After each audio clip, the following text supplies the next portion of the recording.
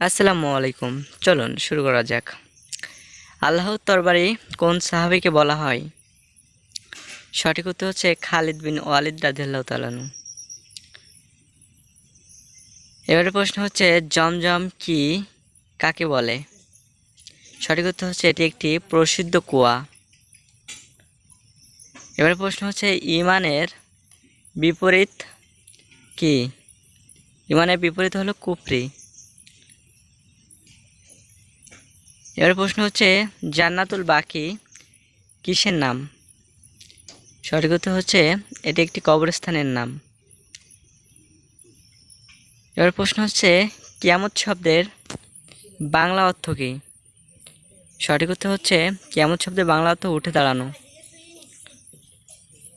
এবার প্রশ্ন হচ্ছে রাসূল সাল্লাল্লাহু আলাইহি ওয়াসাল্লাম চুলে সব থেকে বেশি কি ব্যবহার করতেন?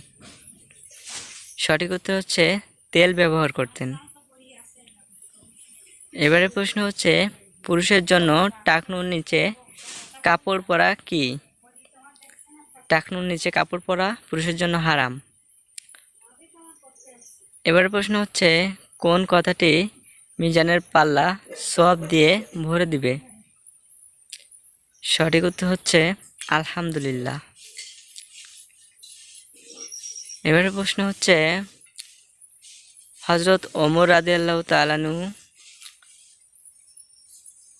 কত বছর বয়সে ইসলাম কবুল করেছিলেন?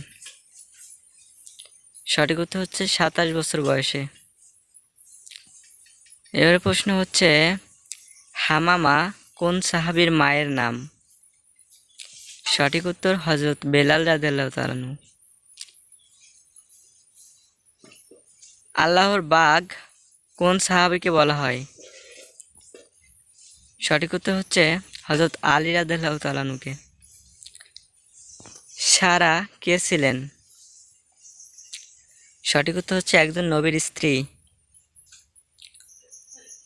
এবারে প্রশ্ন হচ্ছে কোন শ্রেণীর মানুষদেরকে জাহান্নামের সবচেয়ে নিচু স্তরে রাখা হবে? সঠিক উত্তর হচ্ছে মুনাফিকদের। এবারে প্রশ্ন হচ্ছে কোন গুনাহ করে তওবা না করে মারা গেলে জান্নাত হারাম হয়ে যাবে? সঠিক উত্তর হচ্ছে শিরক।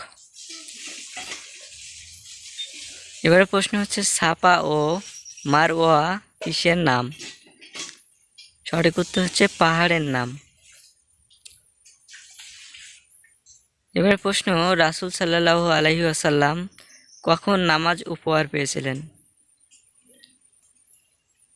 সঠিক উত্তর হচ্ছে মিরাজের রাত্রে। এবারে প্রশ্ন হচ্ছে রোজাদাররা জান্নাতের কোন দরজা দিয়ে প্রবেশ করবেন? সঠিক উত্তর হচ্ছে রাইয়ান দরজা। এবারে প্রশ্ন সুজাউল আকরা কিসের নাম? সঠিক উত্তর হচ্ছে জাহান্নামের একটি সাপের নাম। কোন সাহাবীকে গনি বলা হয়? সঠিক উত্তর হচ্ছে হযরত ওসমান রাদিয়াল্লাহু তাআলা আনহুকে। এবার প্রশ্ন হচ্ছে বীর রুনা কি? সঠিক উত্তর হচ্ছে মদিনার একটি কূপ।